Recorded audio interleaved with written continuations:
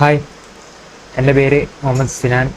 അപ്പോൾ ഇന്നത്തെ ക്ലാസ്സിൽ നമ്മൾ ഡിസ്കസ് ചെയ്യാൻ പോകുന്നത് intermediate financial management chapter 7 investment ഡിസിഷൻസിൽ നമ്മൾ ഒരുപാട് ടോപ്പിക്സ് നോക്കി. അപ്പോൾ അതിൻ്റെ ബാക്കിയായിട്ടുള്ള നമ്മൾ വിട്ടുപോയൊരു ടോപ്പിക് ഉണ്ട്, അതാണ് modified internal rate of return, MIRR എന്ന് പറയും.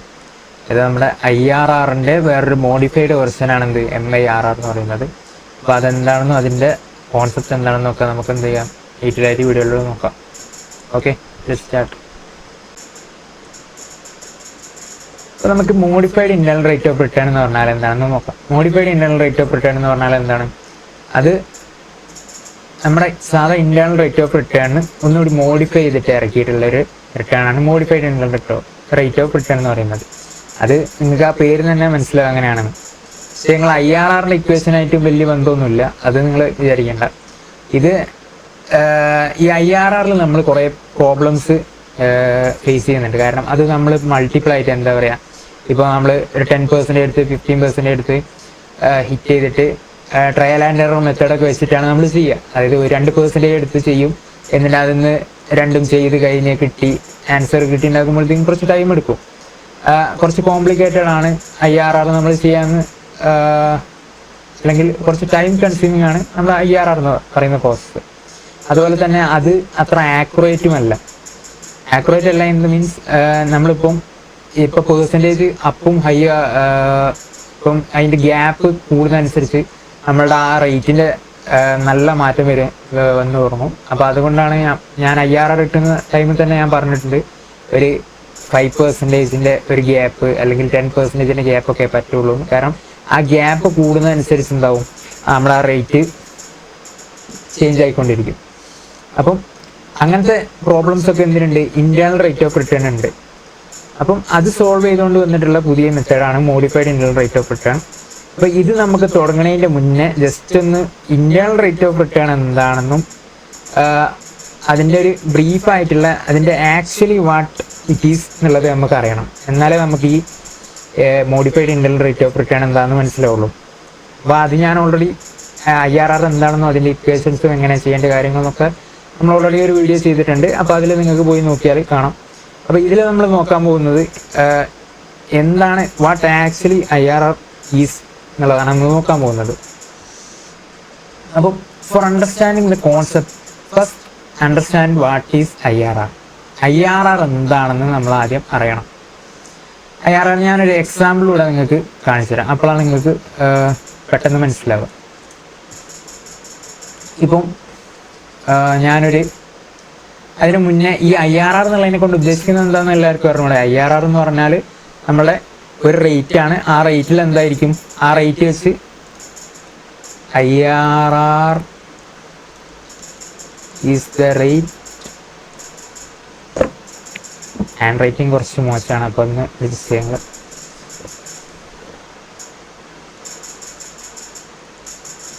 ആക്ടിവിസ് PV of cash flows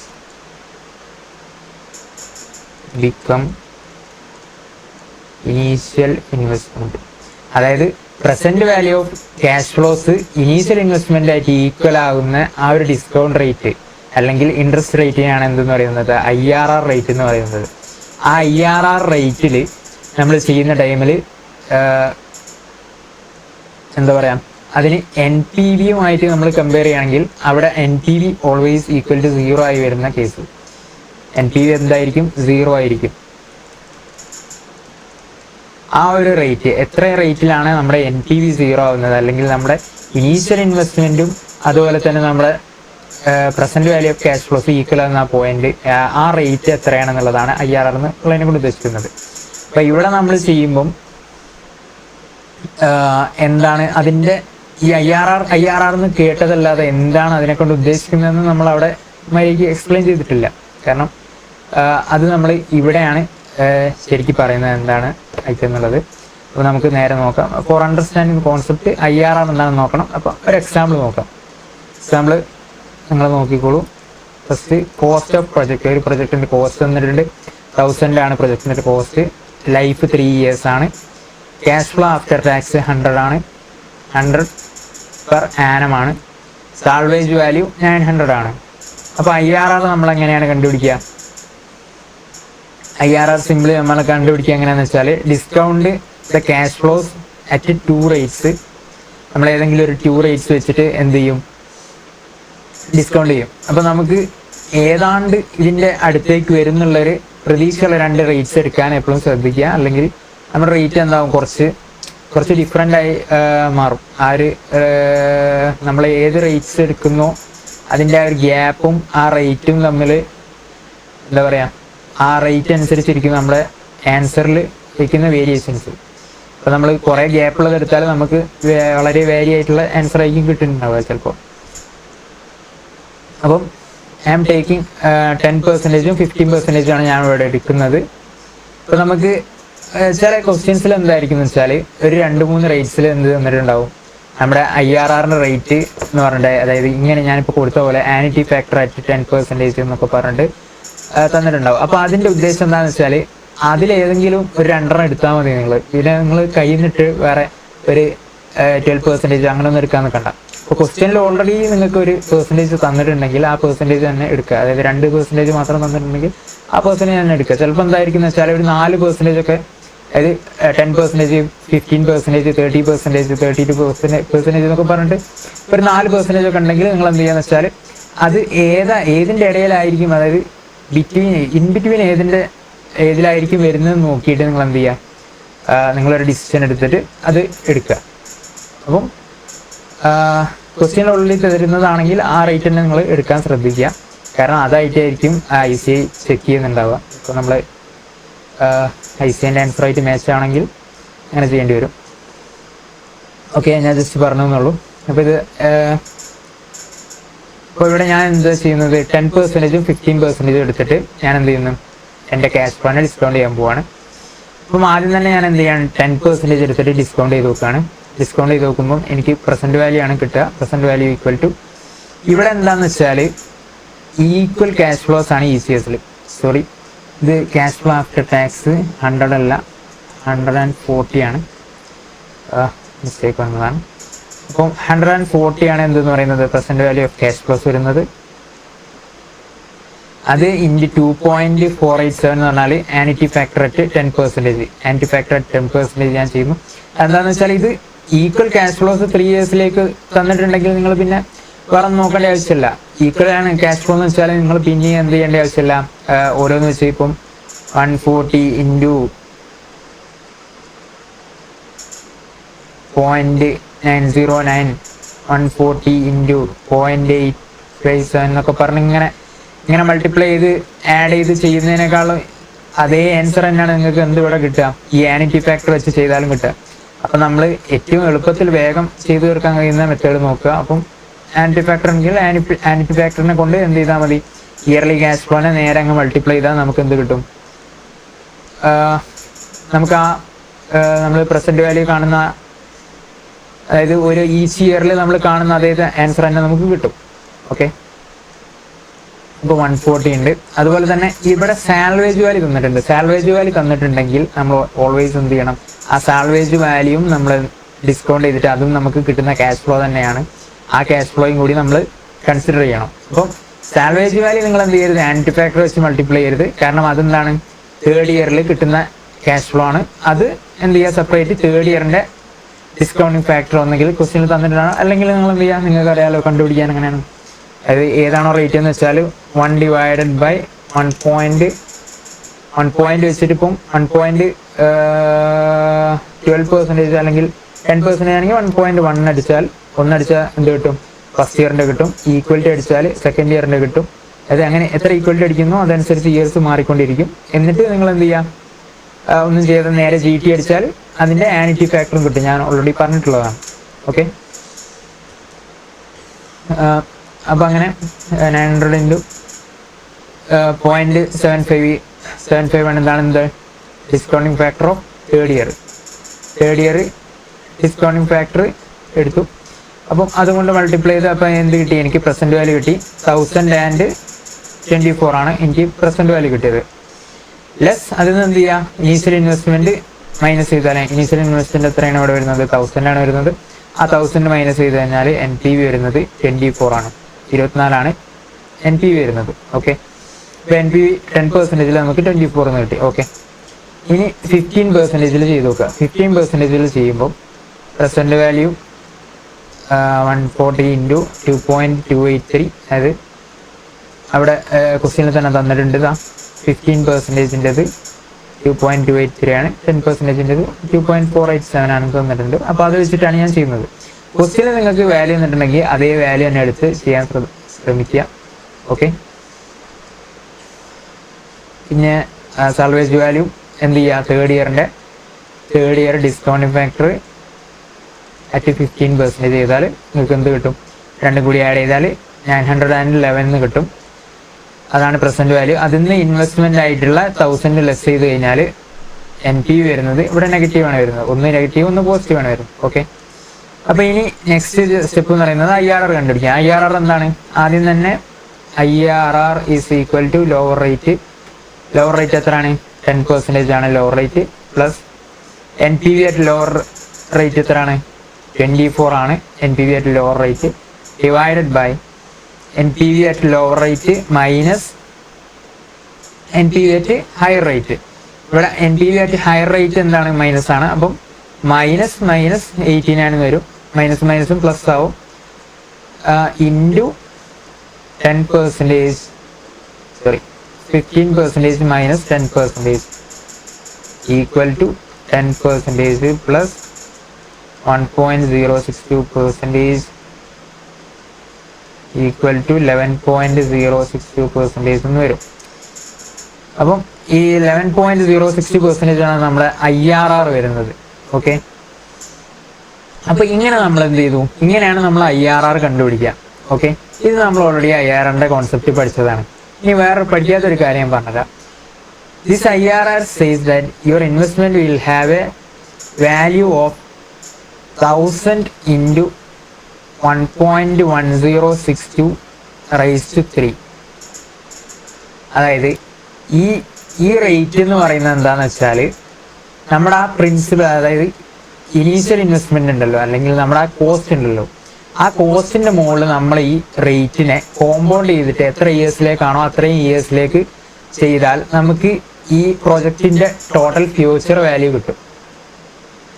okay, അതായത് പ്രൊജക്റ്റിന്റെ ടോട്ടൽ ഫ്യൂച്ചർ വാല്യൂ നമുക്ക് കിട്ടാൻ, അതായത് ക്യാഷ് ഫ്ലോസിന്റെ ഫ്യൂച്ചർ വാല്യൂ നമുക്ക് കിട്ടണമെങ്കിൽ നമ്മൾ എന്ത് ചെയ്താൽ മതി, സാധാരണ നമ്മൾ ബാങ്ക് ഇൻട്രസ്റ്റ്, അതായത് കോമ്പൗണ്ടിങ് ഇൻട്രസ്റ്റ് ഇല്ലേ, അത് നമ്മൾ എങ്ങനെയാണ് ചെയ്യുന്നത്? P into 1 plus R raise to N equal to A, അതായത് principal amount into 1 plus interest rate into interest rate raise to N ചെയ്താൽ നമുക്ക് എന്ത് കിട്ടും? ടോട്ടൽ നമ്മളെ എമൗണ്ട് കിട്ടും. അതായത് എമൗണ്ട് ഫ്യൂച്ചർ വാല്യൂ ആയിട്ടുള്ള എമൗണ്ട് നമുക്ക് ഏറ്റവും ലാസ്റ്റ് നമ്മൾ ഇൻവെസ്റ്റ്മെന്റ് ക്ലോസ് ചെയ്യുന്ന ടൈമിൽ നമുക്ക് കിട്ടുന്ന ക്യാഷ് എത്രയാണോ ആ ക്യാഷിന്റെ എമൗണ്ട് എത്ര ഉണ്ട് എന്നുള്ളത് നമുക്ക് ഇങ്ങനെ ചെയ്താൽ കിട്ടും. അപ്പം അതുപോലെ തന്നെ ഈ IRR റേറ്റ് എന്ന് പറയുന്നത് നിങ്ങൾ എന്ത് ചെയ്യാം, ഈ നമ്മളെ പ്രിൻസിപ്പൽ എമൗണ്ട് ആയിട്ടുള്ള അല്ലെങ്കിൽ നമ്മളെ ഇനീഷ്യൽ ഇൻവെസ്റ്റ്മെന്റിന്റെ മുകളിൽ നിങ്ങൾ ആ റേറ്റ് അപ്ലൈ ചെയ്താൽ നിങ്ങൾക്ക് എന്ത് കിട്ടും? ഫ്യൂച്ചറിൽ നമുക്ക് കിട്ടാൻ പോകുന്ന ആ ഒരു ക്യാഷ് ഫ്ലോ നമുക്ക് കിട്ടും. അതായത് ടോട്ടൽ ആയിട്ടുള്ള future value of cash flows നമുക്ക് കിട്ടും. അപ്പൊ ഇതിനൊരു കണ്ടീഷൻ ഇവിടെ IRRൽ പറയുന്നത് എന്താണെന്ന് വെച്ചാൽ, നമ്മൾ ഈ ഇടയിൽ കിട്ടുന്ന ഈ റേറ്റ്സ് ഒക്കെ ഉണ്ടല്ലോ, അതായത് നമുക്കിപ്പം ഇവിടെ എത്ര കിട്ടുന്നുണ്ട്? 140 കിട്ടുന്നുണ്ട്, 140 ഇയർലി ക്യാഷ് ഫ്ലോയിട്ട് കിട്ടുന്നുണ്ട്. അപ്പൊ ഈ 140 ഇയർലി ക്യാഷ് ഫ്ലോയിട്ട് കിട്ടുന്നതിന് നമ്മൾ എന്ത് ചെയ്യണം? റീഇൻവെസ്റ്റ് ചെയ്യണം. ഇതാണ് at the end of 1370 at the end of third ഇയറിന്റെ എൻഡിൽ നമുക്ക് ഇത്ര കിട്ടും. If the cash flows received are reinvested, നമ്മൾ ക്യാഷ് ഫ്ലോ റിസീവ്ഡ് റീഇൻവെസ്റ്റ് ചെയ്തിട്ടുണ്ടെങ്കിൽ നമുക്ക് എന്ത് കിട്ടും? അതായത് ഈ നമ്മളെ റീഇൻവെസ്റ്റ് ചെയ്തിട്ടുണ്ടാവും എന്നുള്ള കോൺസെപ്റ്റിലാണ് ഈ IRR വരുന്നത്. അപ്പം റീഇൻവെസ്റ്റ് ചെയ്ത അതേ റേറ്റിൽ തന്നെ നമ്മൾ റീഇൻവെസ്റ്റ് ചെയ്യുകയാണെങ്കിൽ നമുക്ക് എന്ത് കിട്ടും? ഈ ലാസ്റ്റ് നമ്മളെ future value of cash flow എന്ന് പറയുന്നത് നമ്മളെ ഈ IRR റേറ്റ് നമ്മളെ principal amount into IRR rate raise to എത്ര ഇയേഴ്സ് ആണോ അത്ര ഇയേഴ്സ് ചെയ്തതായിരിക്കും എന്ത് നമ്മുടെ future value of cash flow എന്ന് പറയുന്നത്. അപ്പൊ അതിന് അവിടെ പറയുന്ന കണ്ടീഷൻ എന്താണെന്ന് വെച്ചാൽ അവിടെ റീഇൻവെസ്റ്റ് ചെയ്തിരിക്കണം എന്നുള്ളതാണ്. ആ റീഇൻവെസ്റ്റ്മെന്റ് എന്തുകൊണ്ടാണ് വരുന്നതെന്ന് വെച്ചാൽ, ഇപ്പൊ നിങ്ങൾ സാധാ ഒരു ബാങ്കിന്റെ കേസ് എടുക്കുക. സാധാ ഒരു ബാങ്കിൽ നമ്മൾ ഇൻട്രസ്റ്റ് കൊണ്ടുപോയി അല്ലെങ്കിൽ ഒരു എമൗണ്ട് കൊണ്ടുപോയി ഇടുമ്പോൾ നമുക്ക് എന്താണ്, ഒരു 1000 rupees ഞാൻ ഇട്ട് കഴിഞ്ഞാൽ ഫസ്റ്റ് ഇയർ എനിക്ക് എത്ര കിട്ടും? ഫസ്റ്റ് ഇയർ ഞാൻ ഒരു 10% കിട്ടുന്ന ഒരു ഡീലാണെന്ന് കിട്ടുമെന്ന് വിചാരിച്ചോളൂ. ഫസ്റ്റ് ഇയർ എനിക്ക് എത്ര കിട്ടും? 100 കിട്ടും. അപ്പോൾ ആ 100 ഞാൻ എന്ത് ചെയ്യുന്നു? റീഇൻവെസ്റ്റ് ചെയ്യുന്നു അതിലേക്ക് തന്നെ. 100 റീഇൻവെസ്റ്റ് ചെയ്യാന്ന് പറഞ്ഞാൽ ഞാൻ എടുക്കുന്നില്ല, അത് അവിടെ തന്നെ ആ ബാങ്കിലേക്ക് തന്നെ എന്ത് ചെയ്യുന്നു? ഡെപ്പോസിറ്റ് ചെയ്യുന്നു. അപ്പം ആ ബാങ്കിലേക്ക് ഞാൻ ഡെപ്പോസിറ്റ് ചെയ്ത് കഴിഞ്ഞാൽ എൻ്റെ രണ്ടാമത്തെ ഇയറിൽ എൻ്റെ പ്രിൻസിപ്പൽ എമൗണ്ട് അല്ലെങ്കിൽ ആ എമൗണ്ട് എത്രയും ഞാൻ ഇൻവെസ്റ്റ് ചെയ്ത എമൗണ്ട് 100 ആയി. അപ്പം ഈ കോമ്പൗണ്ടിങ് ഇൻട്രസ്റ്റ് ആണ് നമ്മൾ കാൽക്കുലേറ്റ് ചെയ്യുന്നതെന്ന് വെച്ചാൽ ഇതിൻ്റെ മുകളിലായിരിക്കും നമ്മൾ എന്ത് ചെയ്യുക? ഇൻട്രസ്റ്റ് കാൽക്കുലേറ്റ് ചെയ്യുക. അപ്പം ഇതിൻ്റെ മുകളിൽ ഇൻട്രസ്റ്റ് കാൽക്കുലേറ്റ് ചെയ്യണമെന്നുണ്ടെങ്കിൽ ഞാനിവിടെ എന്ത് ചെയ്യണം? ഈ 100 rupees കൂടി ഞാൻ ഇവിടെ ഇൻവെസ്റ്റ് ചെയ്ത് കഴിഞ്ഞാലേ എന്ത് ചെയ്യാൻ പറ്റുള്ളൂ? ഈ കോമ്പൗണ്ടിങ് ഇൻട്രസ്റ്റിൻ്റെ കമ്പ്യൂട്ടേഷൻ വരുള്ളൂ. അല്ലെങ്കിൽ സാധാ സിമ്പിൾ ഇൻട്രസ്റ്റ് ആയി മാറും. ഞാനിപ്പം എനിക്ക് 10% അതായത് 100 rupees കിട്ടിയെന്ന് വെച്ചാൽ അത് ഞാൻ അപ്പം തന്നെ വിഡ്രോ ചെയ്ത് കഴിഞ്ഞാൽ എൻ്റെ എമൗണ്ട് എത്ര തന്നെയാണ്? 1000 തന്നെയാണ്. പിറ്റേത്തെ ഇയറിലും അത് എത്ര തന്നെ ആയിരിക്കും? 1000 തന്നെ ആയിരിക്കും. അപ്പോൾ ആ 1000 ഇതിൻ്റെ മുകളിൽ തന്നെ ആയിരിക്കും പിന്നെയും 10% കിട്ടുന്നത്. അപ്പം ഞാൻ ആ റീഇൻവെസ്റ്റ് ചെയ്യുന്നതിനെ കൊണ്ടാണ് എനിക്ക് എന്ത് പറയുന്നത്? ആ കോമ്പൗണ്ടിങ് എഫക്റ്റ് വരുന്നത്.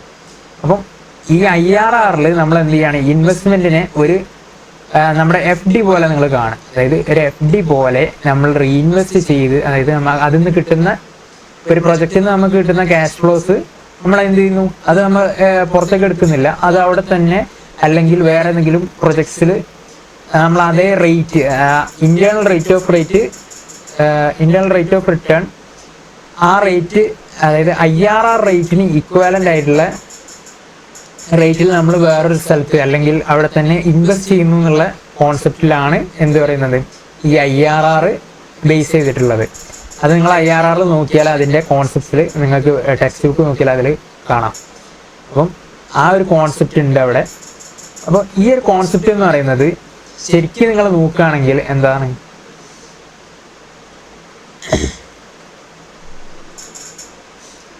ശരിക്കും നിങ്ങൾ നോക്കുകയാണെങ്കിൽ ഈ ഒരു കോൺസെപ്റ്റ് എന്ന് പറയുന്നത് തെറ്റാണ്. കാരണം നിങ്ങളിപ്പം ഒരു 1000 rupees ഇൻവെസ്റ്റ് ചെയ്തു. ആ 1000 rupees നിന്ന് 10% കിട്ടി. 100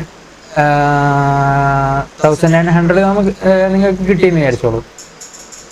ഇത് ഒരു ബാങ്കിന്റെ FD ഇട്ടതിൻ്റെ കാര്യമാണ് പറയുന്നത്. നിങ്ങളല്ലാതെ ഇപ്പോൾ ഒരു പ്രൊജക്റ്റിൽ ഇൻവെസ്റ്റ് ചെയ്യാന്ന് വെച്ചാൽ നിങ്ങൾക്കിപ്പം 1000 rupees ഇൻവെസ്റ്റ് ചെയ്തു, അതിന്ന് 10% ഫസ്റ്റ് ഇയർ കിട്ടി. അപ്പോൾ അത് 1100 ആയി.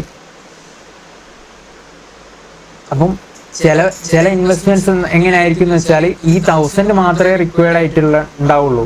അതിലേക്ക് പിന്നീട് നമുക്ക് ഇൻവെസ്റ്റ്മെന്റ് ഓപ്ഷൻസ് ഉണ്ടാവില്ല. ചില ഇൻവെസ്റ്റ്മെന്റ്സ് അങ്ങനെയുണ്ട്, നമ്മൾ ആദ്യത്തിൽ മാത്രമേ നമുക്ക് പണം കൊടുക്കാൻ പറ്റുള്ളൂ. അത് കഴിഞ്ഞാൽ നമുക്ക് എന്ത് ചെയ്യാൻ പറ്റില്ല? റീഇൻവെസ്റ്റ്മെന്റ് ചെയ്യാൻ കഴിയാത്ത കുറെ പ്രൊജക്ട്സ് ഉണ്ട്.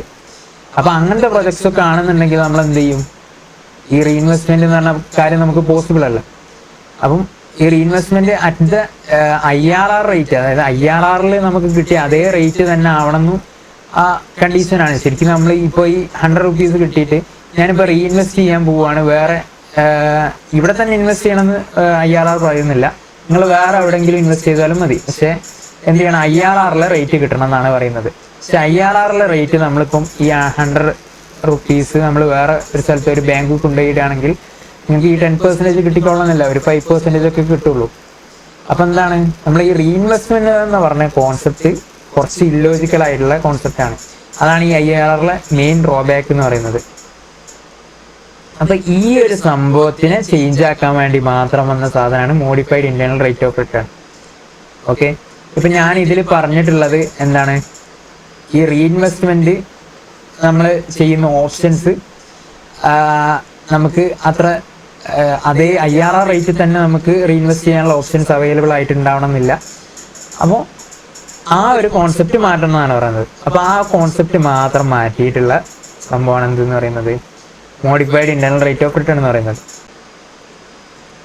അപ്പം modified internal rate of return നോക്കുന്നതിന് മുന്നേ തന്നെ നമുക്ക് ആ റീഇൻവെസ്റ്റ്മെന്റ് എങ്ങനെ വരുന്നതെന്നും കൂടി ഒന്ന് നോക്കാം. എന്നിട്ട് നമുക്ക് നേരെ കിടക്കാം. അപ്പം how the cash flow comes from reinvestment. അപ്പം നമ്മളെ ഈ റീഇൻവെസ്റ്റ്മെന്റ് കൂടെ എങ്ങനെയാണ് ഈ ക്യാഷ് ഫ്ലോ വരുന്നത്, അതെങ്ങനെയാണ് നമ്മുടെ ഈ വാല്യൂ ആയിട്ട് സെയിം ആവുന്നതെന്ന് നോക്കാം. ഞാൻ ഇപ്പോൾ കാണിച്ചു തരാം നിങ്ങൾക്ക് എങ്ങനെ വരുന്നത്.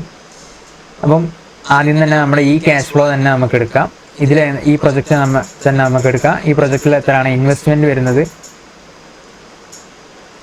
ഇൻവെസ്റ്റ്മെന്റ് വരുന്നത് 1000 ആണ്. അതുപോലെ തന്നെ ഇതിൻ്റെ റെസിഡ്യൂൽ വാല്യൂ അല്ലെങ്കിൽ സാൽവേജ് വാല്യൂ വരുന്നത് 900 ആണ്. ക്യാഷ് ഫ്ലോ വരുന്നത് 140 ആണ്. ഓക്കെ, അപ്പം അതിൽ 0th ഇയറിൽ നമുക്കൊന്നും കിട്ടുന്നില്ല. അതിൽ നമ്മുടെ ഫസ്റ്റ് ഇയറിൽ നമുക്ക് എന്ത് കിട്ടും? 140 ക്യാഷ് ഫ്ലോ കിട്ടുന്നുണ്ട്. അപ്പോൾ ഈ 140 ക്യാഷ് ഫ്ലോ കിട്ടുന്നത് ഞാൻ എന്ത് ചെയ്യും?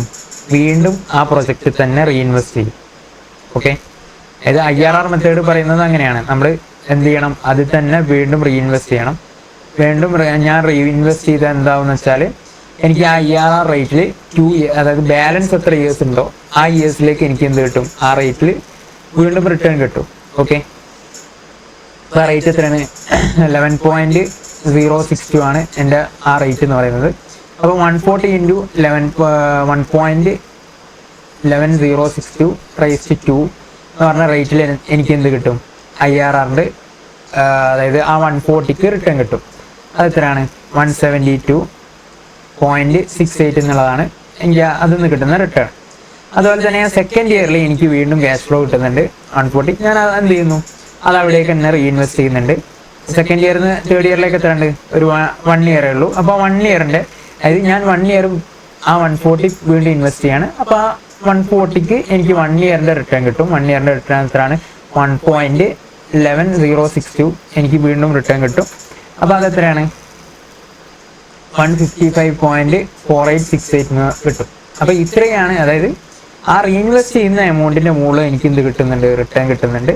അപ്പോൾ ആ റിട്ടേണും കൂടി കൂട്ടി, ആ റീഇൻവെസ്റ്റ് ചെയ്ത എമൗണ്ട് കൂടി കൂട്ടി കഴിഞ്ഞാൽ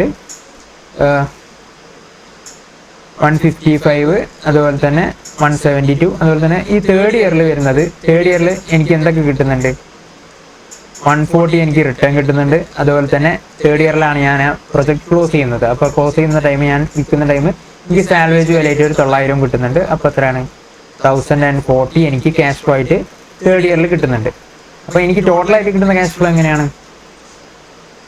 1040 തേർഡ് ഇയറിൻ്റെ ഉണ്ടാവും. അതുപോലെ തന്നെ സെക്കൻഡ് ഇയറിൽ ക്യാഷ് ഫ്ലോ റീഇൻവെസ്റ്റ് ചെയ്തിട്ട് ആ സെക്കൻഡ് ഇയറിൻ്റെ ക്യാഷ് ഫ്ലോയും അതുപോലെ തന്നെ റീഇൻവെസ്റ്റ് ചെയ്തിട്ടുള്ള റിട്ടേണും കൂടി കൂടിയിട്ടുള്ള 155 എനിക്ക് എന്ത് കിട്ടും? തേർഡ് ഇയറിൽ തന്നെയാണ് അത് എനിക്ക് കിട്ടുക, ലാസ്റ്റ് എനിക്ക് കിട്ടും. അതുപോലെ തന്നെ ഞാൻ ഫസ്റ്റ് ഇയർ ഇൻവെസ്റ്റ് ചെയ്തിട്ടുള്ള എമൗണ്ടിൻ്റെ മുകളിലുള്ള റിട്ടേണും അതുപോലെ തന്നെ എമൗണ്ടും കൂടി 172 എനിക്ക് കിട്ടും. ഇപ്പോൾ എൻ്റെ ടോട്ടൽ എമൗണ്ട് എത്രയായി വരും? 1368 എന്ന് വരും. അപ്പോൾ ഇത്രയും റിട്ടേൺ, അതായത് ദിസ് ഈസ് ഇക്വാലൻ ടു എത്രയാണ്? 1370. അത് കണ്ടില്ല ഓൾറെഡി നമ്മളിവിടെ ഇതാ. അതായത് ഇതെന്താണ്? ഈ റിട്ടേൺ എന്താണ്? ദിസ് റിട്ടേൺ ഈസ്, അതായത് നമ്മൾ ആ റീഇൻവെസ്റ്റ് ചെയ്തിട്ടുള്ള എമൗണ്ട്സ് ആ റേറ്റ് കൊണ്ട് നമ്മൾ മൾട്ടിപ്ലൈ ചെയ്തപ്പോൾ കിട്ടിയ റിട്ടേണും അതുപോലെ തന്നെ നമ്മൾ ആ പ്രിൻസിപ്പൽ എമൗണ്ട് എന്ത് ചെയ്തു? അതായത് നമ്മുടെ ഇനീഷ്യൽ ഇൻവെസ്റ്റ്മെന്റിനെ നേരെ റേറ്റ് കൊണ്ട് മൾട്ടിപ്ലൈ ചെയ്തപ്പോൾ കിട്ടിയ ആ റിട്ടേണും എന്താണ്? സെയിം ആയി വരുന്നത്. ആ ഒരു 2 രൂപയുടെ വ്യത്യാസം വരുന്നത് അത് റൗണ്ട് ഓഫ് ഡിഫറൻസ് ആണ്, അത് നിങ്ങൾ കാര്യമാക്കണ്ട. അപ്പം ഇങ്ങനെയാണ്, അതായത് ഈ റീഇൻവെസ്റ്റ്മെന്റ് വന്നാൽ മാത്രമേ, അല്ലാതെ നിങ്ങൾ ചെയ്യുകയാണെങ്കിൽ എന്ത് കിട്ടില്ല? നിങ്ങൾക്ക് ആ cash flow, future value of cash flow എന്തായി വരില്ല? ഈക്വലായി വരില്ല. അപ്പോൾ അത് ഈക്വലായി വരണമെന്നുണ്ടെങ്കിൽ IRR റേറ്റിൽ പറയുന്നത് എന്താണെന്ന് വെച്ചാൽ, നമ്മൾ പ്രൊജക്റ്റിൽ നിന്ന് കിട്ടുന്ന ക്യാഷ് ഫ്ലോസിനെ റീഇൻവെസ്റ്റ് ചെയ്യണം. എന്നാലേ നിങ്ങളുടെ IRR റേറ്റ് നിങ്ങൾക്ക് കറക്റ്റായിട്ട് വരുള്ളൂ. ഓക്കെ, അപ്പോൾ ഈ റീഇൻവെസ്റ്റ്മെന്റിന്റെ പ്രോബ്ലം തീർക്കുന്നതാണ് എന്ത്? നമ്മുടെ modified internal rate of return. This is what actually IRR means. But reinvestment return rate might not be equal to the return of the project we can reinvest in the rate available to invest. ഇവിടെ full stop ഉണ്ട്. But reinvestment return rate might not be equal to the return of the project. അതായത് നമ്മൾ reinvest ചെയ്യുന്ന return rate നമ്മുടെ IRR ആയിട്ട് നമുക്ക് equal ആയിക്കൊള്ളുന്നില്ല. ഞാൻ already നേരത്തെ ഡിസ്കസ് ചെയ്തിട്ടുള്ളതാണ്. കാരണം എന്താണ്, ആ മാർക്കറ്റ് കണ്ടീഷൻസ് എന്താണെന്ന് നമുക്കറിയില്ല. ചില പ്രൊജക്ട്സ് ആയിരിക്കും നമ്മൾ ഇനീഷ്യലി മാത്രം ഇൻവെസ്റ്റ് ചെയ്യുന്നതായിരിക്കും, പിന്നീട് നമുക്ക് ഇൻവെസ്റ്റ്മെന്റ് ആവശ്യമായിട്ട് വരില്ല. ഇത് പിന്നീട് നമ്മൾ ഇൻവെസ്റ്റ് ചെയ്താൽ ആ എമൗണ്ട് നമുക്ക് എന്ത് കിട്ടിക്കൊള്ളുന്നില്ല, റിട്ടേൺ കിട്ടിക്കൊള്ളണമെന്നില്ല. അപ്പം അങ്ങനത്തെ പ്രൊജക്ട്സും ഉണ്ട്. അപ്പോൾ ആ കേസിലൊക്കെ നമുക്ക് എന്ത് ചെയ്യുക, ആൾട്ടർനേറ്റീവ് ആയിട്ട് അതേ റേറ്റ് തന്നെ കിട്ടുന്ന ഒരു പ്രൊജക്റ്റ് നമുക്ക് കണ്ടുപിടിക്കാൻ കഴിഞ്ഞോളൊന്നുമില്ല. നമ്മളിപ്പോൾ ബാങ്കിലൊക്കെ കൊണ്ടുപോയി പിന്നെ FD അങ്ങനത്തെ കാര്യങ്ങളൊക്കെ ഇടാൻ ശ്രമിച്ചാലും അതിലെന്താണ്, അത് റേറ്റ് ഒക്കെ കുറവായിരിക്കും ഉണ്ടാവുക. ഓക്കെ, അപ്പം we can reinvest the rate available to invest. അതായത് in the rate available to invest, അതായത് നമുക്ക് റീഇൻവെസ്റ്റ് ചെയ്യാൻ പറ്റുന്നത്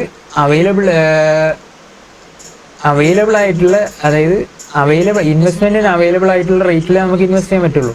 ഇതിപ്പം ബാങ്കാണ് അവൈലബിൾ എന്നുണ്ടെങ്കിൽ ആ ബാങ്കിൽ ഒരു 8% ആണെങ്കിൽ ആ 8% നമുക്ക് റീഇൻവെസ്റ്റ്മെന്റിന് അവൈലബിൾ ആയിട്ടുള്ളൂ. So for more accurate computation it should be computed based on cost of capital. അപ്പം ഈ അപ്പം ഞാൻ എന്തിന്റെ ബേസിൽ should be computed based on cost of capital. Cost of ക്യാപിറ്റലിന്റെ ബേസിലാണ് ഞാൻ റീഇൻവെസ്റ്റ്മെന്റ് ചെയ്യുന്നതെന്ന് വെച്ചാൽ അപ്പൊ എന്തായിരിക്കും, കുറച്ചുകൂടി റീസണബിൾ ആയിട്ടുള്ളതായിരിക്കും കിട്ടുക. കാരണം ഞാൻ കോസ്റ്റ് ഓഫ് ക്യാപിറ്റൽ ആയിട്ട് വരുന്നതെന്ന് വെച്ചാൽ ഞാൻ ഒരു മാർക്കറ്റ് കണ്ടീഷൻസും അതുപോലത്തെ എല്ലാം നോക്കിയിട്ടായിരിക്കും ഞാനൊരു കോസ്റ്റ് ഓഫ് ക്യാപിറ്റൽ വെക്കുക. അല്ലാതെ ഞാനിപ്പം ഒരു കോടി ഇൻവെസ്റ്റ് ചെയ്തിട്ട് എനിക്ക് 2 കോടി റിട്ടേൺ ആയിട്ട് കിട്ടണം എന്നൊന്നും ഞാൻ എക്സ്പെക്ട് ചെയ്താൽ എനിക്ക് കിട്ടാൻ പോകുന്നില്ല. ഞാൻ എക്സ്പെക്ട് ചെയ്യുമ്പോൾ ഒരു റീസണബിൾ ആയിട്ടുള്ള എക്സ്പെക്ടേഷൻ അല്ലേ വെക്കുള്ളൂ, അതായത് ആ മാർക്കറ്റ് കണ്ടീഷനൊക്കെ നോക്കിയിട്ട്. അപ്പം അതുകൊണ്ട് തന്നെ ആ മാർക്കറ്റ് കണ്ടീഷൻസിന് ഈ ഈക്വൽ ആയിട്ടുള്ള ആ ഒരു കോസ്റ്റ് ഓഫ് ക്യാപിറ്റൽ തന്നെയാണ് ഏറ്റവും നല്ലത്. നമ്മൾ ആ റീഇൻവെസ്റ്റ്മെന്റിനെ കാൽക്കുലേറ്റ് ചെയ്യാൻ കോസ്റ്റ് ഓഫ് ക്യാപിറ്റലാണ് ഏറ്റവും റീസണബിൾ ആയിട്ടുള്ളത്. അതുകൊണ്ടാണ് ചെയ്യുന്നത്, കോസ്റ്റ് ഓഫ് ക്യാപിറ്റൽ എടുക്കുന്നത്. അതായത് നമ്മളിപ്പോൾ കോസ്റ്റ് ഓഫ് ക്യാപിറ്റൽ ആയിട്ട് വരിക, ഞാനിപ്പം ഇൻവെസ്റ്റർ പോയിന്റ് ഓഫ് വ്യൂ എന്നാണെങ്കിൽ എൻ്റെ എക്സ്പെക്ടേഷൻ ആയിരിക്കും എന്തെന്ന് പറയുന്നത്, അതിൻ്റെ കോസ്റ്റ് ഓഫ് ക്യാപിറ്റൽ എന്ന് പറയുന്നത്. ആ എക്സ്പെക്ടേഷൻ ഞാൻ വെക്കുക, മാർക്കറ്റ് കണ്ടീഷൻസ് അതുപോലത്തെ എന്തൊക്കെയാണ്, എവിടെയാണ് ഇൻവെസ്റ്റ് ഓപ്ഷൻസ്, റിസ്ക് ഒക്കെ നോക്കിയിട്ടായിരിക്കും ഞാൻ വെക്കുക. അപ്പം അതായിരിക്കും ഏറ്റവും റീസണബിൾ ആയിട്ട് നമുക്ക് റീഇൻവെസ്റ്റ്മെന്റിന് പറ്റുന്ന ഓപ്ഷനും. ഓക്കെ, അപ്പോൾ അതുകൊണ്ട് മോഡിഫൈഡ് ഇന്റേണൽ റേറ്റ് ഓഫ് റിട്ടേണിൽ നമ്മൾ എന്ത് ചെയ്യുന്നു, ഈ റീഇൻവെസ്റ്റ് ചെയ്യുന്ന എമൗണ്ട് നമ്മൾ എന്ത് ചെയ്യുന്നു, കോസ്റ്റ് ഓഫ് ക്യാപിറ്റലിന്റെ ബേസിലായിരിക്കും നമ്മൾ റീഇൻവെസ്റ്റ് ചെയ്യുന്നത്. അതാണ് ഇന്റേണൽ റേറ്റ് ഓഫ് റിട്ടേണും മോഡിഫൈഡ് ഇന്റേണൽ റേറ്റ് ഓഫ് റിട്ടേണും തമ്മിലുള്ള വ്യത്യാസം. ഇന്റേണൽ റേറ്റ് ഓഫ് റിട്ടേണിൽ നമ്മൾ റീഇൻവെസ്റ്റ് ചെയ്യുന്നത് IRR റേറ്റ്സിലും മോഡിഫൈഡ് ഇന്റേണൽ റേറ്റ് ഓഫ് റിട്ടേണിൽ നമ്മൾ റീഇൻവെസ്റ്റ് ചെയ്യുന്നത് കോസ്റ്റ് ഓഫ് ക്യാപിറ്റലിന്റെ ബേസിലും ആയിരിക്കും. That is the difference. Okay, പിന്നെ ഈ modified internal rate of returns നമ്മൾ കാൽക്കുലേറ്റ് ചെയ്യാൻ എന്തില്ല, നമ്മൾ IRR പഠിച്ച പോലെ 2 സ്ഥാനം ഹിറ്റ് ചെയ്തിട്ട് നോക്കിയിട്ട് ചെയ്യാനുള്ള ഓപ്ഷൻ ഇല്ല. നമ്മൾക്ക് ഓൾറെഡി എന്ത് തരണം, കോസ്റ്റ് ഓഫ് ക്യാപിറ്റൽ തന്നാൽ മാത്രമേ നമുക്ക് എന്ത് ചെയ്യാൻ പറ്റുള്ളൂ, modified internal rate of return calculate ചെയ്യാൻ പറ്റുള്ളൂ. ഓക്കെ, അപ്പോൾ ഇതേ ഐറ്റം തന്നെ ഞാനിപ്പം in the above question assume that the reinvestment rate is 10%, then what is the MIRR, modified internal rate of return എന്തായിരിക്കുന്നതാണ്. അപ്പോൾ ഞാൻ അതേ ക്വസ്റ്റ്യൻ തന്നെ എടുക്കുകയാണെങ്കിൽ അതിൽ 140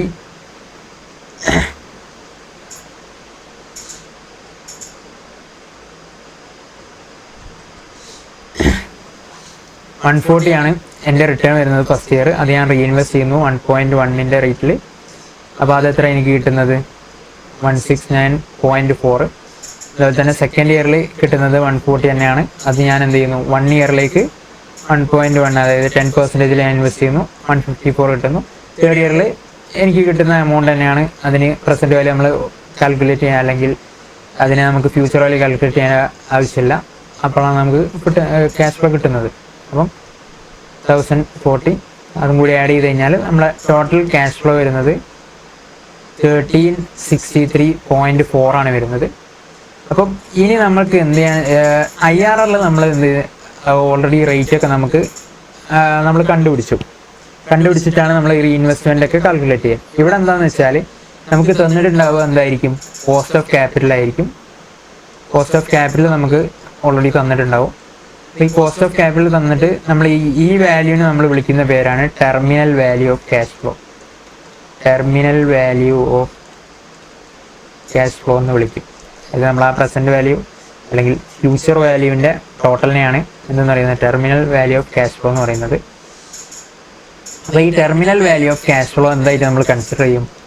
എമൗണ്ട് ആയിട്ട്. അതായത് നമ്മൾ സാധാ ഇൻട്രസ്റ്റിൻ്റെ ഇക്വേഷൻ ആണെങ്കിൽ P × 1 + R⁻n = A എന്നുള്ള ഇക്വേഷൻ അല്ലേ? ഈ ഇക്വേഷനിൽ നമ്മൾ കൺസിഡർ ചെയ്യുകയാണെങ്കിൽ, അതായത് പ്രിൻസിപ്പൽ എമൗണ്ടിൻ്റെ കൂടെ നമ്മൾ ഇൻട്രസ്റ്റ് റേറ്റും കൂടി അല്ലെങ്കിൽ നമ്മുടെ റിട്ടേൺ റേറ്റും കൂടി അപ്ലൈ ചെയ്തിട്ട് നമുക്ക് കിട്ടിയിട്ടുള്ള എമൗണ്ട് ആണ് എന്തെന്ന് പറയുന്നത് A എന്നുള്ള, അതായത് ലാസ്റ്റ് കിട്ടിയിട്ടുള്ള ഫ്യൂച്ചർ വാല്യൂ ആയിട്ടുള്ള എമൗണ്ട് എന്ന് പറയുന്നത് അതായിട്ട് കൺസിഡർ ചെയ്യും നമ്മൾ. അപ്പോൾ അങ്ങനെ അതിൽ നിന്ന് നമ്മൾ എന്ത് ചെയ്യും? ഈ റിട്ടേൺ റേറ്റ് നമ്മൾ R അല്ലെങ്കിൽ X എന്തെങ്കിലും എടുത്തിട്ട് നമ്മൾ എന്ത് ചെയ്യും? ഈ റിട്ടേൺ റേറ്റ് നമ്മൾ ഫൈൻഡ് ചെയ്യും. ബാക്കിയുള്ള ഐറ്റംസ് ഒക്കെ നമുക്ക് കിട്ടിയിട്ടുണ്ടാവും. അപ്പോൾ ഈ ക്വസ്റ്റ്യനിൽ തന്നെ നിങ്ങൾ നോക്കുക. Then MIRR is equal to P × 1 + R⁻n = A. നമുക്ക് എന്തൊക്കെയുണ്ട്? P ഉണ്ട്. എത്രയാണ് നമ്മുടെ ഇനീഷ്യൽ ഇൻവെസ്റ്റ്മെൻറ്റ്? 1000 ആണ്. 1000 × 1 + R⁻³ = 1363.4. അപ്പോൾ ഇതിനെ നമ്മൾ എന്ത് ചെയ്യുക? ഈ 1000നെ പുറത്തേക്ക് കൊണ്ടുപോവുക. അപ്പോൾ 1363 ഡിവൈഡ് ബൈ 1000 = 1 + R⁻³ = 1.3634 കിട്ടും. അപ്പോൾ 1 + R എന്താണ് കിട്ടുക? 1.3634 റൈസ് ടു 1/3. റൈസ് ടു 1/3 എന്ന് പറഞ്ഞാൽ ഇത് 1.3634 √3 ആണ്. ഇത് തേർഡ് റൂട്ടാണ്.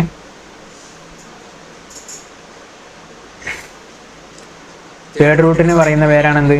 അല്ലെങ്കിൽ തേർഡ് റൂട്ട് നമ്മൾ എഴുതുന്ന ഫോമാണ് എങ്ങനെ? Raise to 100⁻1/3. 1/3 അല്ലെങ്കിൽ 1/2 എന്ന് പറഞ്ഞാൽ റൂട്ട്, ജസ്റ്റ് റൂട്ട്. 1/3 എന്ന് പറഞ്ഞാൽ തേർഡ് റൂട്ട്. അങ്ങനെ ഓരോ എത്രയാണ് 1/, വെച്ചിട്ട് വരുന്നത് അത്രയും റൂട്ടായിരിക്കും എന്തെന്ന് പറയുന്നത് അത് ഫൈൻഡ് ചെയ്യാൻ വേണ്ടിയിട്ട്. ഇതിപ്പോൾ നമ്മൾ എന്താ ചെയ്തതെന്ന് വെച്ചാൽ 1 + R⁻³ ആണ്. ആ R⁻3നെ ഒഴിവാക്കാൻ വേണ്ടി നമ്മൾ എന്ത് ചെയ്യുന്നു? ഇവിടെ എന്ത് ചെയ്യുന്നു? /3 കൊടുക്കുന്നു. അപ്പോൾ ഓട്ടോമാറ്റിക്കലി എന്ത് ചെയ്യണം? നമ്മൾ അപ്പുറത്ത്, അതായത് ഈക്വൽ ടു അപ്പുറത്തെ സൈഡിൽ എന്ത് ചെയ്യണം? അതേ ഇക്വേഷൻ തന്നെ നമ്മൾ ചെയ്യണം. ഇവിടെ 1.3634ൻ്റെ പവർ എത്രയാണ്? 1 ആണ്. 1/3 കൊടുക്കുന്നു. ഇവിടെ 3/3 ഇവിടെ 1 ആയി മാറുന്നു. ഇവിടെ 1/3 ആയി മാറുന്നു. ഓക്കെ, ഞാൻ ഓറായിട്ട് പോകുന്നില്ല, അത് സിമ്പിൾ മാത്സ് ആണ്. നിങ്ങൾ കൺഫ്യൂഷൻ ആണെങ്കിൽ ഇങ്ങനെ ചെയ്താൽ മതി. അതായത് നിങ്ങൾ ഇപ്പോൾ 1 + R⁻³ നിങ്ങൾക്ക് കിട്ടുകയാണെങ്കിൽ, അല്ലെങ്കിൽ R⁻n എന്നുള്ള എമൗണ്ട് കിട്ടുകയാണെങ്കിൽ അതിന് 1 + R ആക്കാൻ നിങ്ങൾ എന്ത് ചെയ്യാം? അത് എത്രയാണോ ഇപ്പോൾ ⁻³ ആണെങ്കിൽ ഇപ്പുറത്തുള്ള സംഖ്യനെ നിങ്ങൾ എന്ത് ചെയ്യുക? തേർഡ് റൂട്ട് ആക്കി എടുക്കുക. അപ്പോൾ നിങ്ങൾക്ക് എന്ത് ചെയ്യും? കിട്ടും. അല്ലെങ്കിൽ സെക്കൻഡ് റൂട്ട് ആണെങ്കിൽ, അല്ലെങ്കിൽ 1 + R⁻² ആണെങ്കിൽ സ്ക്വയർ റൂട്ട് എടുത്താൽ കിട്ടും. അപ്പോൾ അങ്ങനെ ഏതാണോ അതിൻ്റെ റൂട്ട് എടുത്താൽ നമുക്ക് എന്ത് ചെയ്യും? ആ എമൗണ്ട് കിട്ടും. ഓക്കെ, അപ്പം 1 + R എന്ന് പറയുന്നത് 1.1086 എന്ന് കിട്ടി. ഈ R എങ്ങനെയാണ് കണ്ടുപിടിക്കുക? R കണ്ടുപിടിക്കാൻ 1.108889 - 1 = 10.89% എന്ന് കിട്ടും. അപ്പോൾ ഈ പെർസെൻറ്റേജ് ഇത് നമ്മൾ ഈ റേറ്റ് എന്ന് പറഞ്ഞാൽ ഇന്റേണൽ റേറ്റ് ഓഫ് റിട്ടേൺ, അതുപോലെ തന്നെ modified internal rate of return ഒക്കെ നമ്മൾ ഏത് റേറ്റാണ് ഉദ്ദേശിക്കുന്നത്? ഇപ്പം അത് നമ്മളൊരു ഇൻവെസ്റ്റ്മെൻറ്റ് ചെയ്യുന്നുണ്ടെങ്കിൽ ആ ഇൻവെസ്റ്റ്മെൻറ്റിൻ്റെ മുകളിൽ നമുക്ക് at the end of the project end ചെയ്യുന്ന ടൈം നമുക്ക് ടോട്ടലായിട്ട് എത്ര ക്യാഷ് ഫ്ലോ കിട്ടുന്നുണ്ട് എന്നുള്ള ആ ഒരു എമൗണ്ടിൻ്റെ, അതായത് കോമ്പൗണ്ടഡ് ആയിട്ട് നമുക്ക് എത്ര ക്യാഷ് ഫ്ലോ കിട്ടുന്നുണ്ട് എന്നുള്ള ആ ഒരു റേറ്റാണ് ഉദ്ദേശിക്കുന്നത്. അതായത് നമ്മൾ സാധാ ഇൻട്രസ്റ്റ് റേറ്റ് പോലെ നമ്മൾ കാൽക്കുലേറ്റ് ചെയ്യുക, കോമ്പൗണ്ടഡ് ഇൻട്രസ്റ്റ് റേറ്റ് പോലെയാണ് നമ്മൾ എന്ത് ചെയ്യുന്നത്? ഇതിനെ കാൽക്കുലേറ്റ് ചെയ്തെടുക്കുന്നത്. മോഡിഫൈഡ് ഇന്റേണൽ റേറ്റ് ഓഫ് റിട്ടേണും IRRും അങ്ങനെ തന്നെയാണ്. അതായത് നമ്മൾ ക്യാപിറ്റൽ ബജറ്റിംഗ് ടെക്നിക്സിൽ NPV അതുപോലത്തെ ടോപ്പിക്സിലൊക്കെ നമ്മൾ നോക്കുന്നത് എന്താണ്? NPVയിൽ നമ്മൾ റേറ്റ് ഒന്നും ചെയ്യുന്നില്ല. അത് നമ്മളൊരു ഡിസ്കൗണ്ടഡ് റേറ്റ് എടുക്കുന്നു, എന്നിട്ട് നമ്മൾ NPV നമ്മുടെ ഇനീഷ്യൽ ഇൻവെസ്റ്റ്മെൻറ്റിനേക്കാൾ കൂടുതലാണ്, പ്രസൻറ്റ് വാല്യൂ ഇനീഷ്യൽ ഇൻവെസ്റ്റ്മെൻറ്റിനേക്കാൾ കൂടുതലാണെങ്കിൽ NPV പോസിറ്റീവ് ആവുന്നു. അപ്പോൾ നമ്മൾ അക്സെപ്റ്റ് ചെയ്യുന്നു. ഇവിടെ നമ്മൾ ഇന്റേണൽ റേറ്റ് ഓഫ് റിട്ടേണിലും അതുപോലെ തന്നെ മോഡിഫൈഡ് ഇന്റേണൽ റേറ്റ് ഓഫ് റിട്ടേണിലൊക്കെ നമുക്ക് എന്താണ് കിട്ടുന്നത്, ആ റേറ്റ് എത്രയാണ്, എത്ര പെർസെൻറ്റേജ് ആണ് നമ്മുടെ ആ റിട്ടേൺ എന്ന് പറയുന്നത് നമുക്ക് കിട്ടുന്നുണ്ട്. Okay, at the end of project നമുക്ക് എത്ര റിട്ടേൺ കിട്ടുന്നു എന്നുള്ളതാണ് ഈ ഒരു റേറ്റിനെ കൊണ്ട് ഉദ്ദേശിക്കുന്നത്. ഇപ്പോൾ ഇവിടെ തന്നെ ചെയ്യുകയാണെങ്കിൽ നമുക്ക് എങ്ങനെയാണ്, ഇപ്പോൾ നമ്മുടെ ഇൻവെസ്റ്റ്മെൻറ്റ് എത്രയാണ്, 1000 അല്ലേ, 1000 into 1.1089 raise to 3 equal to ചെയ്ത് നോക്കാം നമുക്ക്. 1.1089 ഇൻറ്റു ഈക്വൽ ടു 1.363 59097 എന്ന് കിട്ടും. ഇൻറ്റു 1000 ഈക്വൽ ടു കണ്ടോ 136357.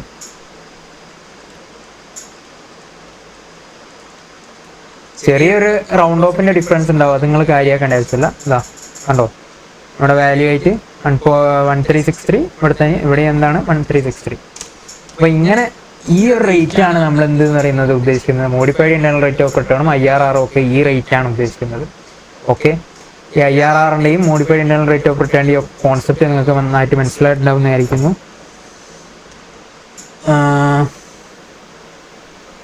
ഇതിലൊരു നോട്ടായിട്ടുള്ളത്, you might have a doubt that IRR equal to cost of capital. ഇത് ചില ആൾക്കാർക്ക് ഉണ്ടാവുന്ന ഒരു ഡൗട്ടാണ്. അതായത് IRR നമ്മൾ എന്ത് ചെയ്യുന്നുണ്ട്, കോസ്റ്റ് ഓഫ് ക്യാപിറ്റലിന്റെ ചാപ്റ്ററിൽ നമ്മൾ YTM മെത്തേഡ് അങ്ങനത്തെ കുറച്ച് മെത്തേഡൊക്കെ ഉണ്ട്. അപ്പോൾ ആ മെത്തേഡിലൊക്കെ നമ്മൾ എന്ത് ചെയ്യുന്നുണ്ട്, ചില മെത്തേഡിൽ നമ്മൾ IRR യൂസ് ചെയ്യുന്ന മെത്തേഡ് ഉണ്ട്. ഓക്കെ, അപ്പോൾ IRR മെത്തേഡ് നമ്മൾ കോസ്റ്റ് ഓഫ് ക്യാപിറ്റലായിട്ട് എങ്ങനെയാണ് യൂസ് ചെയ്തത്, ഇപ്പോൾ നിങ്ങൾ ഇൻവെസ്റ്റ്മെന്റിന് യൂസ് ചെയ്യുന്ന അല്ലെങ്കിൽ നമ്മുടെ ആ റേറ്റ് ഓഫ് റിട്ടേൺ ആണ് IRR എന്ന് നമ്മൾ പറഞ്ഞു.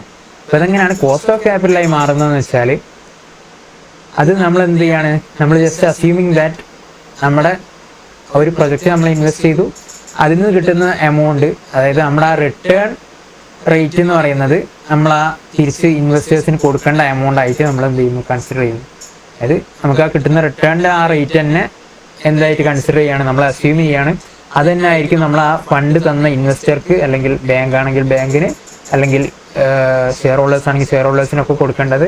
നമ്മുടെ കോസ്റ്റ് ഓഫ് ക്യാപിറ്റൽ ഈ റിട്ടേൺ റേറ്റുമായിട്ട് ഈക്വൽ ആണെന്ന് നമ്മൾ അസ്യൂം ചെയ്യുന്നതിനെ കൊണ്ടാണ് അവിടെ നമ്മൾ എന്തായിട്ട് എടുക്കുന്നത്, കോസ്റ്റ് ഓഫ് ക്യാപിറ്റലും IRRും ഈക്വൽ ആയിട്ട് എടുക്കുന്നത്. ഓക്കെ, അല്ലാതെ വേറെ ഒന്നുമല്ല. നിങ്ങൾ IRRും കോസ്റ്റ് ഓഫ് ക്യാപിറ്റലും തമ്മിൽ കമ്പൈൻ ചെയ്തിട്ട് ഒരിക്കലും എന്ത് ചെയ്ത് കൺഫ്യൂസ് ആയത്. ഓക്കെ, ഇനി MIRRന്റെ ഫോർമുല അത് ഓൾറെഡി നമ്മൾ ചെയ്തതാണ്. എന്തായാലും ജസ്റ്റ് നോക്കാം. P × 1 + R⁻n equal to A, where P initial investment ആണ്, return rate MIRR rate of return, ഇതാണ് നമ്മൾ കണ്ടുപിടിക്കേണ്ട X എന്ന് പറയുന്നത്. ഇനി നമ്പർ ഓഫ് ഇയേഴ്സ് ഇതൊക്കെ തന്നിട്ടുണ്ടാവും. Terminal value of cash flow നിങ്ങൾ എന്ത് ചെയ്യുക, ഫൈൻഡ് ചെയ്യുക. നമ്മൾ ആ റീഇൻവെസ്റ്റ്മെന്റ് ഫാക്ടർ ആയിട്ടുള്ള, അല്ലെങ്കിൽ നമ്മളെ കോസ്റ്റ് ഓഫ് ക്യാപിറ്റൽ തന്നിട്ടുണ്ടാവും. ആ കോസ്റ്റ് ഓഫ് ക്യാപിറ്റൽ വെച്ച് എന്ത് ചെയ്യുക, നമ്മൾ ചെയ്തിട്ട് റീഇൻവെസ്റ്റ്മെന്റ് ഫാക്ടർ കിട്ടും, റീഇൻവെസ്റ്റ്മെന്റ് റേറ്റ് ആയിട്ടുള്ള കോസ്റ്റ് ഓഫ് ക്യാപിറ്റൽ വെച്ച് നിങ്ങൾ എന്ത് ചെയ്യാം, അതിനെ ഫ്യൂച്ചർ വാല്യൂയിലേക്ക് കൺവേർട്ട് ചെയ്യുക. എന്നിട്ട് ആ ഫ്യൂച്ചർ വാല്യൂവിൻ്റെ ടോട്ടൽ ആയിരിക്കും എന്ത്, terminal value of cash inflow എന്ന് പറയുന്നത്. ഓക്കെ, ഇനി നെക്സ്റ്റ് ഒരു ക്വസ്റ്റ്യൻ നോക്കുക. Question number 20. An investment of 1,36,000 yield the following cash inflows. Determine the MIRR if cost of capital is 8%. അതായത് 1,36,000 ഇൻവെസ്റ്റ്മെന്റ് വരുന്ന ഒരു പ്രൊജക്റ്റ് ഉണ്ട്. അതിൽ MIRR കണ്ടുപിടിക്കാനാണ്. കോസ്റ്റ് ഓഫ് ക്യാപിറ്റൽ എത്രയാണ്, 8%. ഓക്കെ, ക്യാഷ് ഇൻഫ്ലോസ് എത്രയാണ്, ആദ്യം തന്നെ 30,000 ഉണ്ട്, 40,000 ഉണ്ട്, 60,000 ഉണ്ട്, 30,000 ഉണ്ട്, 20,000 ഉണ്ട്. ഇത്രയാണ് ക്യാഷ് ഇൻഫ്ലോസ് ഉള്ളത്. അപ്പോൾ ഇതെങ്ങനെ കണ്ടുപിടിക്കുക, നിങ്ങൾക്ക് പെട്ടെന്ന് തന്നെ ചെയ്യാൻ പറ്റും. ഈ MIRR കോൺസെപ്റ്റ് പറയാൻ വേണ്ടിയിട്ടാണ് ഞാൻ ഇത്രയും ടൈം എടുത്തത്, അല്ലാതെ ഇത് ചെയ്യാൻ വളരെ സിമ്പിൾ ആയിട്ടുള്ള ടോപ്പിക്കാണ്. ഇതെന്താണെന്ന് നിങ്ങൾക്ക് അറിയണം, അതിനെ കൊണ്ടാണ് ഞാൻ ഇത്രയും എക്സ്പ്ലെയിൻ ചെയ്ത് പറഞ്ഞിട്ടുള്ളത്. ഓക്കെ,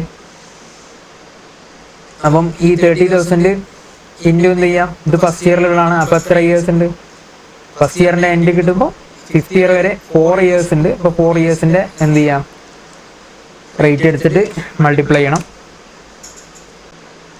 അപ്പോൾ അതെങ്ങനെ ചെയ്യാം, നമുക്ക് ഫിഫ്ത്ത് ഇയറിൽ നിന്ന് തുടങ്ങണമായിരിക്കും ഏറ്റവും ബെറ്റർ ആയിട്ടുള്ളത്. ഫിഫ്ത്ത് ഇയറിൽ എന്തായിരിക്കും വരിക? 1 തന്നെ ആയിരിക്കും വരിക. കാരണം എന്താണ്, ഫിഫ്ത്ത് ഇയറിൽ അന്ന് അവിടെ പിന്നെ നമ്മൾ റീഇൻവെസ്റ്റ്മെന്റ് എന്ന് പറഞ്ഞൊരു ഓപ്ഷൻ ഇല്ലല്ലോ അവിടെ നാളത്തെ. അപ്പം തന്നെ നമുക്ക് എന്ത് ചെയ്യുന്നുണ്ട്, ക്യാഷ് ഫ്ലോസ് ഫുള്ളായിട്ട് നമുക്ക് കിട്ടുന്നുണ്ട്. അപ്പോൾ വണ്ണായിരിക്കും എന്തെന്ന് പറയുന്നത് റീഇൻവെസ്റ്റ്മെന്റ് ഫാക്ടർ എന്ന് പറയുന്നത്. സെക്കൻഡ് ഇയറിൽ, അതായത് ഫോർത്ത് ഇയറിലാകുമ്പോൾ ഒരു ഇയർ നമുക്ക് എന്ത് ചെയ്യാം, ഇൻവെസ്റ്റ് ചെയ്യാം. അപ്പോൾ എന്ത് ചെയ്യാം, 1.08 കൊടുക്കാം. 1.08 ആണ് ഫസ്റ്റ് ഇയറിൽ. ഇനി സെക്കൻഡ് ഇയറിൽ വരുമ്പോൾ ഇൻറ്റു ഈക്വൽ ടു അടിച്ചാൽ 1.1664 വരും. അതുപോലെ തന്നെ സെക്കൻഡ് ഇയറിലാകുമ്പോൾ എത്ര ഇയേഴ്സ് ഉണ്ട്? 3 ഇയേഴ്സ് ഉണ്ട്. 3 ഇയേഴ്സ് ആകുമ്പോൾ ഒന്നുകൂടി കൊടുക്കുക. 1.259712 വരും. 97 കൊടുത്താൽ മതി.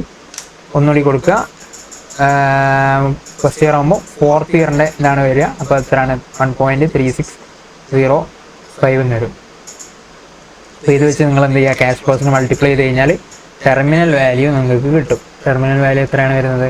ഇത് ടോട്ടൽ ചെയ്ത് നോക്കിയാൽ 2,13,585 എന്ന് കിട്ടും.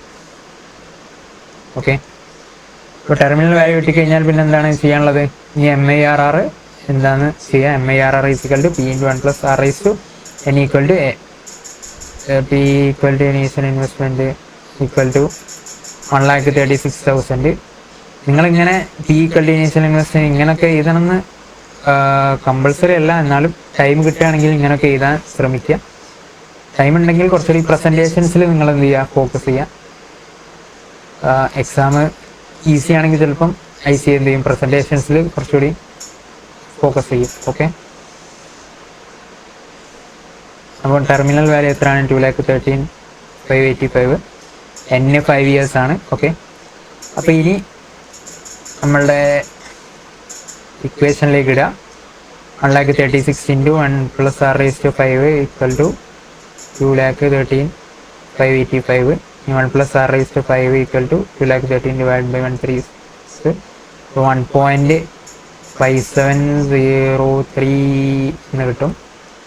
ഓക്കെ. ഇനി 1 + R equal to 1.5703 raise to 1/5 is equal to 1.09448 എന്ന് കിട്ടും. അപ്പം R എത്ര ആയിട്ട് വരും? R ഈക്വൽ ടു 9.448% എന്ന് വരും. അപ്രോക്സിമേറ്റ്ലി എത്രയാണ്? 9.45% നിങ്ങൾക്ക് എന്ത് ചെയ്യാം, എഴുതാം. ഓക്കെ. സിമ്പിളല്ലേ ചെയ്യാൻ? സിമ്പിളായിട്ടുള്ള ടോപ്പിക്കാണ്. ഇനി ബാക്കിയും ക്വസ്റ്റ്യൻസ് ഉണ്ട്. നിങ്ങൾ എന്ത് ചെയ്യുക, അത് ഈ ക്വസ്റ്റ്യൻ ഒന്ന്